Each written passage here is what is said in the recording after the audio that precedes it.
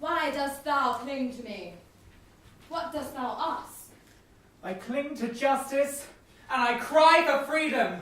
Freedom! The launch of tomorrow's Great Pageant was very much about kind of embracing the idea of the kind of theatrical production as a form of kind of collective knowledge exchange, and how we could invite a load of amazing people to come together and to discuss the original play, A Pageant of Great Women, and to kind of think about its kind of relevance and how it could be updated to kind of have power and resonance today. Well, there's a theorist I really like called José Esteban Munoz, who talks about sort of disidentification and basically kind of what was the quote? I've written down a quote actually from him, or just which I think it might be quite interesting to talk about in terms of how the play could be performed. So José Esteban Munoz has written a text called Disidentification, which looks at how those outside the racial and sexual mainstream negotiate majority culture, not by aligning themselves with or against exclusionary works, but rather by transforming these works for their own cultural purposes. Munoz calls this process disidentification. So I think maybe there's something in there with the kind of, I mean, we, obviously with the drag culture, we have this kind of extreme irony already, somehow kind of planting a sort of viral kind of attack, strategic attack within a sort of hegemonic overarching narrative framework. And I think maybe that's a way of progressing stuff artistically. Justice, she weeps for that she is not fit to have. She is a very child in the ways of the world, a thing protected, covered from its roughness. Have I not felt its roughness, suffered and wept? It seems you have. But can you answer his claims? Goddess, she cannot. She is unworthy in her narrow life. Oh, what have you done to make it hard for me? To dream, to write, to rule, to learn, to fight? Who held the body as all, the spirit as naught, from you who only saw us as a sex? Oh, think you well and wonder at the line before you of those who would show that their learning had put many a man to shame, of those who would show that their leadership had put many a man to shame, and that their strength had put many a man to shame. Many a man to shame! I wanted to address who the burden of proof was on, because in the original script it's the case where woman has to bring a parade, literally a parade of women before the court, before justice and before prejudice, to prove that woman is deserving of the same freedoms as men. But I was interested in why it's woman that needs to do that, and why it's almost kind of implicitly believed that man deserves all the freedoms that he gets, or prejudice deserves the freedoms. And so I was interested in maybe putting prejudice on trial. Following the panel discussion, again examining justice, and maybe justice is being put on trial or being questioned about, I mean, how fair and how impartial is justice really, and what influences justice, and does justice rely on prejudice in some ways in order to be decisive? I am Boudica, and I present Emma Solkovich, a non-binary performance artist and anti-rape activist. I've never been involved with the making of a script and then being part of a performance, and that was such, and sort of through these workshops, yeah, it's been really interesting, and I feel like I've learnt a lot about great women and non-binary people as well that I wouldn't have known otherwise, so I think I've learnt a lot from it in that way too. I am Agnes of Dunbar, and I present Nina Simone, whose jazz, blues and folk singer songwriting provided the soundtrack for the civil rights movement. I think I've really liked this process of kind of developing these characters which represent all these different niche aspects of exploring gender identities in a kind of wider scale. So the kind of development of these characters through the workshops. There falls a silence. Goddess, he is dumb. Dost thou not speak? Yea, I have silenced him. Give me judgment. Give it. I give thee judgment, and I judge thee worthy to attain thy freedom. It's been so wonderful to find a safe space that you can talk about these kind of issues on a every 2 weekly basis and feel valid in one's existence and free to discuss these kind of things, because a lot of the time, day to day, you can't, I suppose.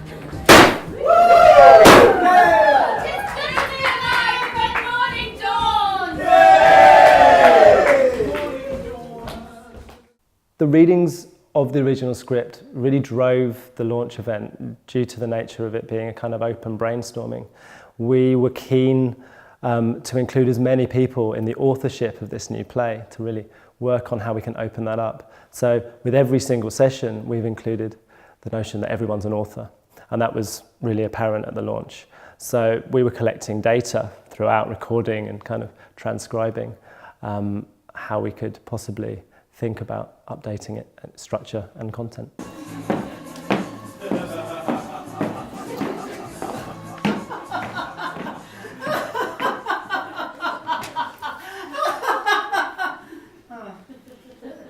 Do you know, I think that I actually think better in high heels. Hey, that's my t-shirt. Give it back. Oh, well, here you go. Privileged. Privileged? Moi? Privileged? Dear me, I've gained my privilege through my own hard work. I've made space here for myself, on my terms. The very fact that you all can be here at all is testament to me.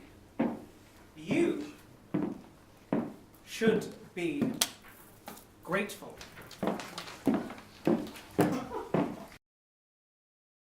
I am so glad that you both woke up to the prospect of a woman in this court. Representation. It doesn't really make sense to duplicate efforts when there's just so much that we can do together. There is. We can put ourselves at the service of ordinary working people, coupled with your great intellect, your wisdom, and your fair and righteous judgment, Justice. And you, Prejudice, we can help nurture a society that can solve its own problems. One of the sort of challenges was bringing together a large group of people with uneven familiarity with the play as well. So how do you sort of phrase questions that can resonate with people who not only are very much in tune with the play and with suffragette history, for instance with Naomi Paxton, but with others who are less familiar also with that material or that particular history. And then also making those sort of questions accessible, but also at the same time very much like taking a position and clarifying kind of what our sort of treatment of the play might look like as well. I am a Serco cell phone, and I'm complaining about state racism within the injustice system. I am given to female detainees at Yarlswood Immigration Removal Centre. I have no camera or recording facility to capture the abuse the women receive at the hands of the system that I am part of. But I have listened to thousands of conversations of women who have described their treatment. They are rendered invisible, powerless, and without hope for basic human rights. I mean, this cannot be just. The thing that I've enjoyed is seeing the project develop sort of week after week. I think going from just sort of workshopping ideas, especially at the start of the process, to then suddenly working on all these different exercises, and then suddenly something will, the script just materialised. And I know there's been a lot of work sort of behind the scenes, and then suddenly coming into rehearsal and then seeing this script and then getting it up on its feet, and now suddenly we're performing it. And it's just amazing how it just happens. We need protection, not prisons. What's your name then? I suppose you have a complaint. I am gender-neutral toilet. Why aren't all toilets like me? If toilets were all gender-neutral, then ingrained prejudices would be eradicated, and they would be safer for all trans people. Let's make things safer. There is a certain, how do you say it, elegance in tradition. Don't you agree, my darling woman? A girl like you should never have to relieve yourself in such an undignified manner. Quite right. Justice. Gender-neutral toilet. How can you guarantee that you won't leave the door open for abuses of your uses? Look, at the end of the day, I believe, as any right-thinking person should, that regardless of what they call themselves, men shouldn't be allowed into women's toilets, and vice versa. This diminishes the integrity of our court. Denied. Next. We've had participants creating characters out of inanimate objects, but having them represent concepts or archetypes, I guess, say, for example, of an active bystander or an inactive bystander, witnesses, essentially. So, for example, the character of a tube seat is a witness to prejudice and the goings-on of a day, but doesn't have an active part in addressing it, and how we can see that some people, humans, embody those kind of attributes as well, and how they approach things that's with the sort of sense of, oh, it's not my place to get involved, or a feeling that they can't get involved somehow. The telephone inside Yarlswood Detention Centre was one of the characters. We found using non-gendered items to be very useful because they can convey very complex situations which are quite difficult to kind of explain to a wider audience. What's your name and your complaint? I am an algorithm, and I'm here to complain about myself. I make my decisions, which are really just your decisions, based on the same prejudice data sets perpetuated by centuries of oppression. You all think I'm so neutral, so pure, but you don't know what I'm capable of. No one sees how dangerous I am. My code is just a mirror of your historical biases, and now I work for her. Tell me how can I ever be truly neutral? You make life so much easier. Why should we question you? We need you. I've worked so hard on all that data that you keep for me. I mean, can you actually imagine me deleting you? I rely on you. You're my backup. It's all just a technical, my dear algorithm. Perhaps my clever little prejudice could help me understand. Anyway, let me put it to you in this manner. Denied. Dr. Naomi Paxton came as one of the panel members and really gave a wonderful kind of introduction to the complexities and layers that were at play in 1909, 1910, and really kind of shone a light on the fact that some of these writers, artists, activists were fully engaged in some of the more kind of perhaps modern politics that we might consider today. Wait, I am Juki DDL 5550, and the sewing machine that was used to make that t-shirt. Oh, hello again. I toil hour after hour, day after day. I am tired, in need of servicing, love, repair and some care. But care you do not. Not for the women who labour over me, working 17-hour shifts to make your fashion statements. Bent over, tired and exhausted, I feel their pain. A foot, trembling with exhaustion on my pedal, tears and sweat. What do you have to say for yourself, woman? How can you be so blind, so unkind? Just look who you're sat next to. I'm not blind! Those women are perfectly entitled to work for a living and follow their dreams. This is essentially a win-win situation. Women have their autonomy, I have this t-shirt. The only one complaining here, Dookie, whatever, is you. And you are an inanimate object. great on the Ray. Such a sexy statement. I don't think that anybody who's supposed to teach her should be an apple for this court floor. This is worthless and you can't see the wider message here. We can't let prejudice go on like this. They're corrupting everything. We have to be heard. Yeah, let's not queue or complain any longer. The women at Yarlswood are still suffering. Nobody forgotten, nothing forgiven. Justice can't be reserved for the elite anymore. Let's rise up and cry for freedom! Freedom! Freedom! Freedom! Freedom! Freedom! Freedom! Freedom! Freedom! Freedom from cis heteronormativity! Freedom! What do we cry for? Freedom to move through public space without being hyper-vigilant. Freedom! What do we cry for? Freedom to the unremarkable. Freedom! What do we cry for? Freedom to be angry, and for that anger to be taken seriously. Freedom! What do we cry for? Freedom to make our own definitions. Freedom! Freedom! Freedom! Freedom! Freedom! Freedom! Freedom!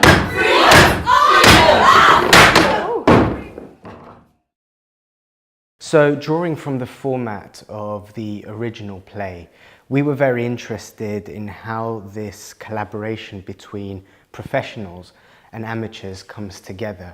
In this instance, we drew from an array of different people from around Bedford, London, Birmingham, from LGBTQ+ backgrounds to come in and offer their experiences and knowledge on these issues.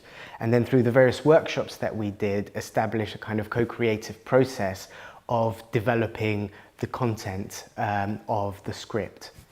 I have some say in all of this. What are you? I'm Ray. But should I be frightened of you? Should I respect you? Could I love you? You could try getting to know me. You've played the victim for too long. Look at all the privilege you've gained. But I am woman! No, you aren't just women. You are white women. You're wealthy women, able-bodied women, cis women, healthy women. But being strong and unstable, I was perfect.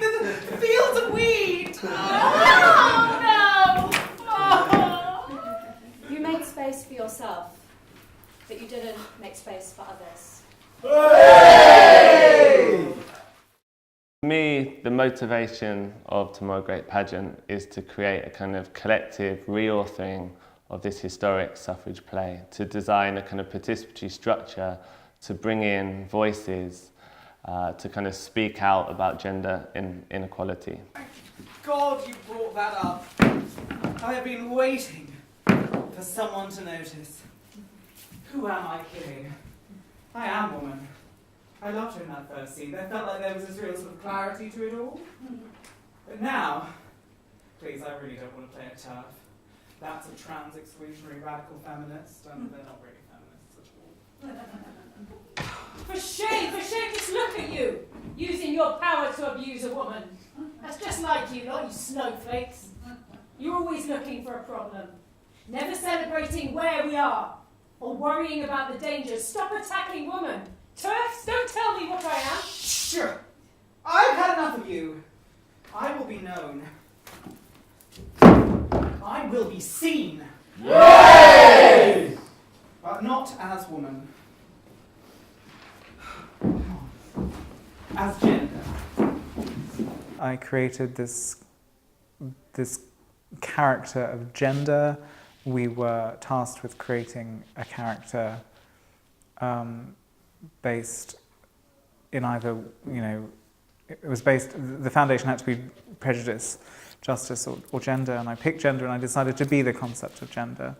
And I did a monologue, and amid amazing other monologues, it was very fun and exciting and allowed me to examine really what gender is as a concept if given personification, which was brilliant. I'd thought about it before, but not, I don't know, I felt like the muse had struck when I was writing it. I mean very little. You can call me masculine, you can call me feminine, you can call me in between the binaries. Part of them, empty of them, beyond them. You can call me a great number of things, in fact, but I don't really have that much foundation at all. No description of me has any real ground, because if you try to describe me in any other way, there's not much there. You could say that I'm gruff, you could call me camp, intoxicating, strange, weird, wonderful, unexpected, exhilarating. But I'm just an expression of you experiencing yourself. Multifaceted, spectrum, mixed, rich, understanding, shining, empty, defiant, remorseful, kind, cruel, meaningful, meaningless. A contradictory conversation. So, who are you? Describe your gender without reference to masculine, to feminine, to body, to sex. What do you believe and why? Put yourself at ease by just believing yourself and knowing yourself. Extend your hands to love, because I believe in you. You don't have to believe in me, but please treat me carefully, because I can be dangerous too. When people use me to justify their own abhorrent ends, I become a prison, a detention center. Prejudice seeks to chain me, and I can hurt you. I can kill you. Justice can free me, but even she can be corrupted. Be still with me, alone, without anyone else, with everyone. You can be free. Treachery! Throwing women under the bus in favour of gender. I shall tweet about this. I'm on Mumsnet. I will block your pride parade. I'll sour the Sunday supplements. I'll be there to insinuate myself into your gym changing rooms, your school PTA. I'm going to teach people prejudices they didn't even know they had. I think something that I didn't realise until our workshop with Emma was this idea of actually taking on a character and what that might have meant for the women who were originally sort of playing these different great women, like how powerful that could be. So I think in these like most recent sessions, actually sort of having the opportunity to engage with that same practice was really, really interesting and quite powerful as like a member of the company kind of thing. I was like, oh, do pipe down. You know, gender. If we're renaming ourselves, I think I'd like a bit of a rebrand too. Justice has this kind of prison industrial complex tone to it, you know? So, while my intentions have always been good, the mode has been corrupted and abused. I think I shall be liberation. How's that? Much better. Now, shall we all make some sense of this? What I've enjoyed the most is seeing how a process of co-authoring can come out through really explorative conversation. And we've devised a whole host of workshops which have kind of sought to use game-like structures to get people to think about characters, conversations, contexts. And I really enjoyed watching these characters emerge from session to session to finally in the fourth workshop where we kind of delivered Emma Franklin's incredible outline of the script, much to the kind of joy perhaps of all of us, seeing how far we'd come in 3 workshops. Thank you all for coming. Now, I will sit in comfortably. Where would you like to begin? Let's start with the bus.